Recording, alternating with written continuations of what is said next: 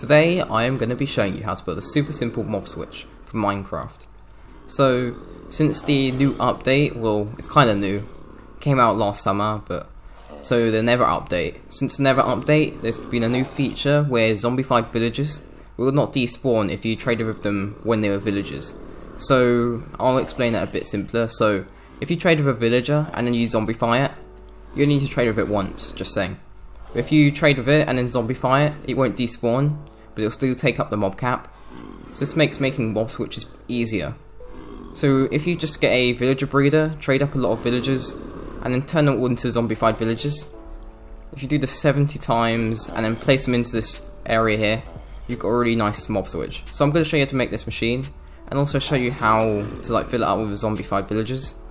First of all though, I'll start off by explaining the machine. There'll be timestamps so you can move on to the tutorial if you're not interested in on how it works and everything. If you just want to build it straight away, then you can move on to the next part of it. So now I'm going to explain how it works and then move on to the tutorial. And then also afterwards I'll be showing you how to move the zombified villagers into this chamber and also how to get them in this state. Okay, so now I'm going to be explaining how this works. So first of all, you're going to need to build a chunk loader. So here's a chunk loader right here. It's one of my designs, so there's a tutorial that will be appearing in a card in the corner right now, so you will know how to build this. And then you have to go 1, 2, and on the third chunk you build half of this, and then on the fourth chunk you build the other half. But if I go F3 and G, so show chunk borders, as you can see there is a chunk border right here, and that's where this piston area is here. So we're triggering a bunch of pistons, and that will stop the zombified villagers from escaping into the other side and causing problems with the mob switch. And this, we have to put it in one chunk because this chunk is loaded right here, and then this chunk isn't. So we're pretty much just moving the mobs into a loaded chunk and then out of a loaded chunk. So that's how this machine works. You do have to use a chunk loader. You can also use the spawn chunks, but I found it easier just to use a chunk loader because you can pretty much build it any way you want with a chunk loader, except in the middle of the spawn chunks, because you wouldn't do that. And this is mainly you should really build this in the overworld as it uses water and everything. You could build this in the end, but it's just easier for the overworld as you have to move all the zombified villagers into the end. It's too much work. That's why I built it here. So now I'm going to go over it working. So I'm using a carpet mod right here, so I'm going to show you how it works. Okay, so this mob switch is in the side where the chunk loader is, so these should register as the mob cap, but if I move them here they won't. So I'll show you an example. So I'm using a carpet rod right here, and I'm using the carpets feature. So if I get a black carpet, which I've already got, if I place it down on the ground, and it displays the mob caps. So if you can see there, monsters, it says 8 monsters. So I've got 8 monsters in here, and they are the zombified villagers, so they count as monsters. Now if I use a command block to teleport out of this area, and then wait a few seconds, and then place a carpet again, as you can see it still says 8, because the mob switch is still registering. So 8 monsters are using the mob cap, so you get 8 less monsters spawning around you. As you'd know, you probably move it up to 70. So you put 70 zombified villagers into that chamber to stop mobs from spawning at all. If I go back, and they're still there because they don't despawn. Now if I flick the switch, now I'm just going to wait for the monsters to move.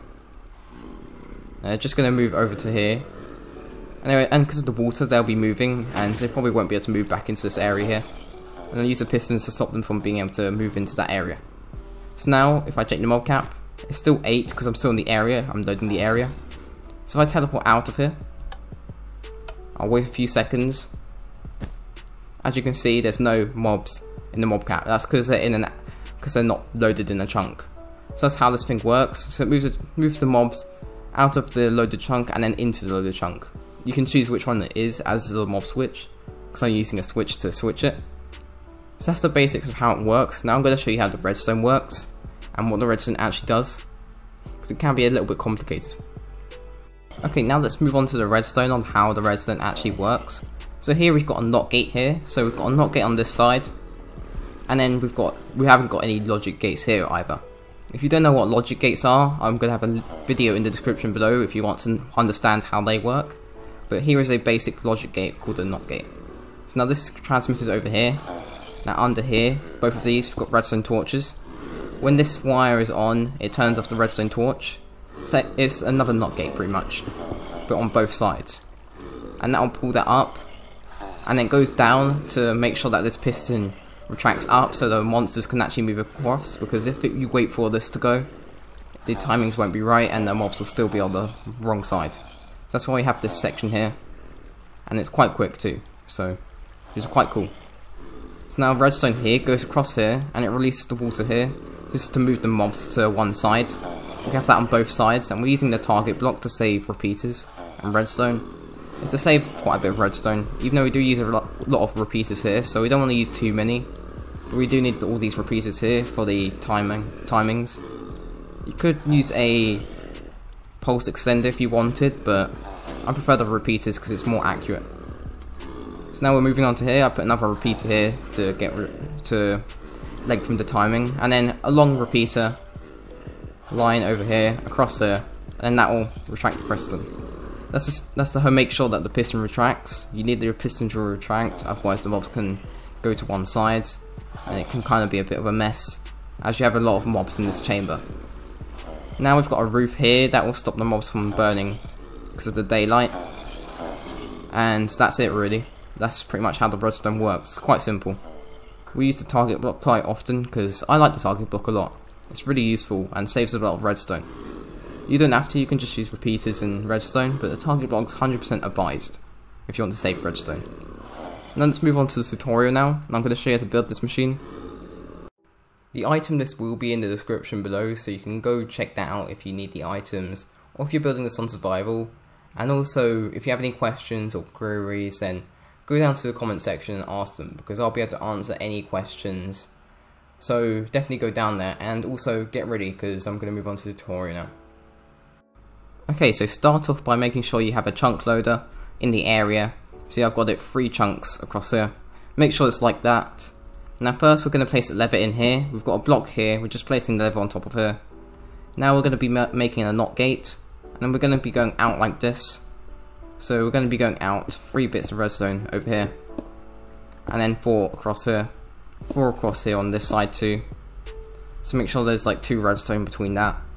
Now onto the pistons, just place 2 pistons like this, some slime, some normal blocks, and then some redstone across here.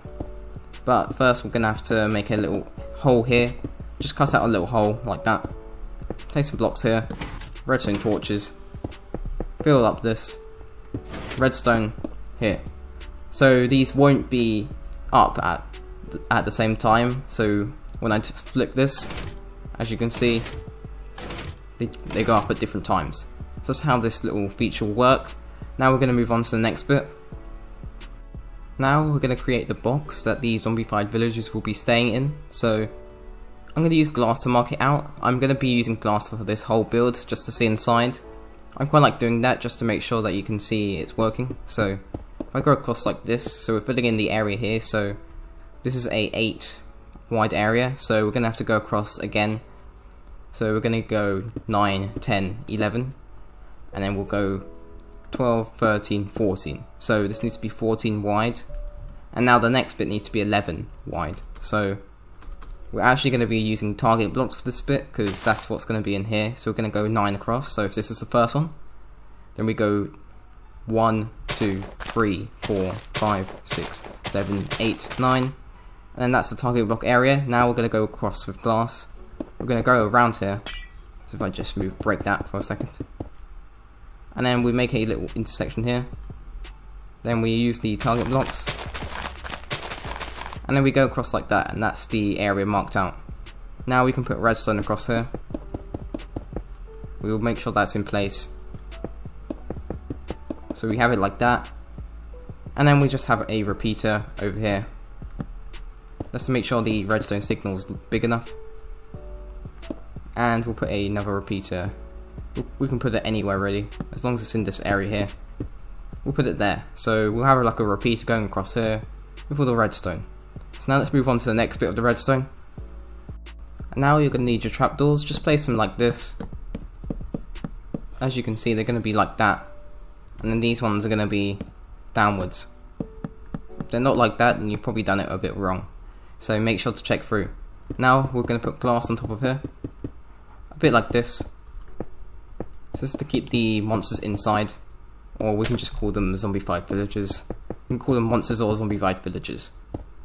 By the mocap, they're thought of as monsters. So whatever you want to think of them as. So now we have this little section here. Then we're going to place some glass on top of here so they don't try and climb out. As there's going to be a lot of them in the area, so they might push each other up or stuff like that. I don't think it actually happens, but you can just do that anyway, just in case it does happen. Now we're going to move on to the next bit. So we're going to have repeaters going across here. So if I put a repeater here, and they're all going to be on 4 ticks, so they're going to go across here like that. So I'm going to put it actually here. So if we make like a little section here, this is where the repeaters will start off by going, and then they're going to be going across here. So it's going to be going on top of this area. So we're going to be placing blocks around this area here and here, and then we'll be placing repeaters on this glass here.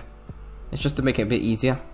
And we'll place some blocks up here because we don't want to replace that with redstone. We don't want to use up too much redstone for this contraption, as this contraption does use up a lot of redstone. Now on to the next part. So now you just need to get some blocks up here. Just place them across here. Actually, I don't think I should place them all the way through here. So you can just place them here and here. So we're kind of making like a block section here. So you have a repeater going into here, and then a secondary repeater going like that.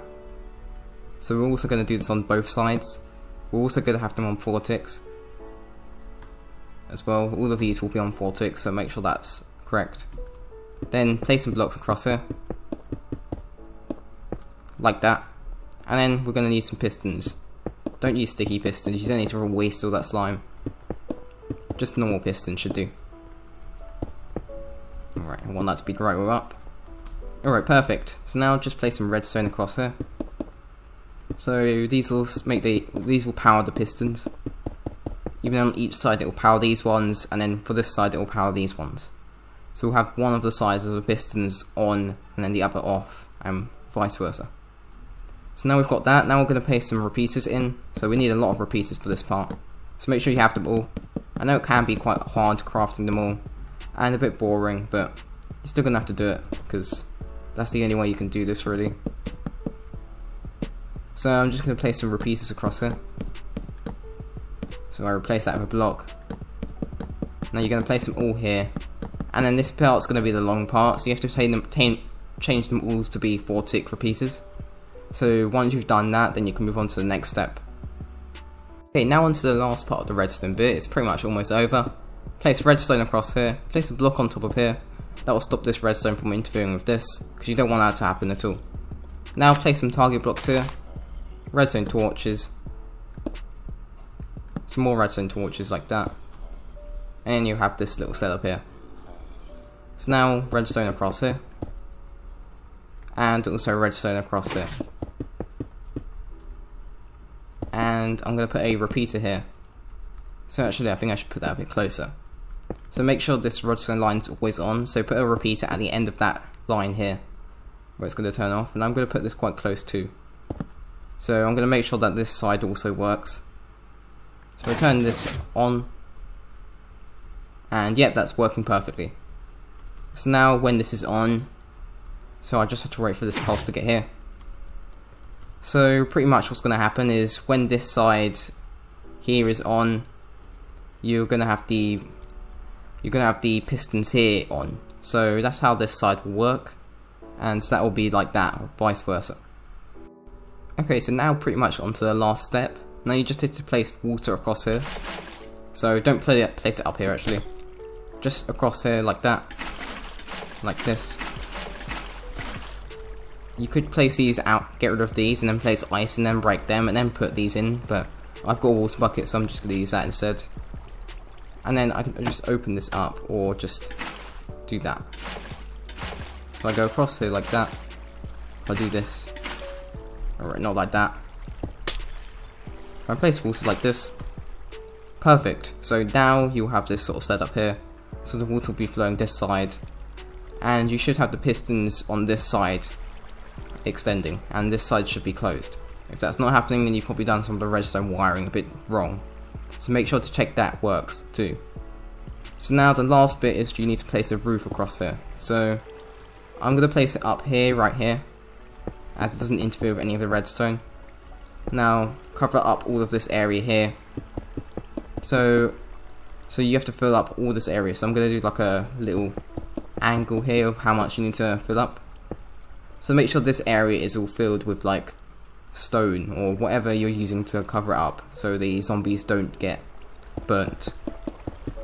So I'm just going to be filling this all up. Okay, so now yours should look like this. You pretty much got the whole machine done. Now you just need to move the zombified villagers into here. So I'm going to show you how to do that sort of thing. So first you're going to need a villager, so you can use a villager breeder to get one. So I'm going to use a spawn egg. Now we won't be able to escape out of this section here. So now I'm going to give him a smithing table. So I'm using a smithing table as his trade can literally only use 1 emerald to look. So he uses like a stone axe or something. I can buy that for 1 emerald. And that's it. Really simple. Now break his workbench. Get a zombie. Make sure you're on hard mode so there's a 100% chance that he'll be zombified and not killed. And it shouldn't take too long.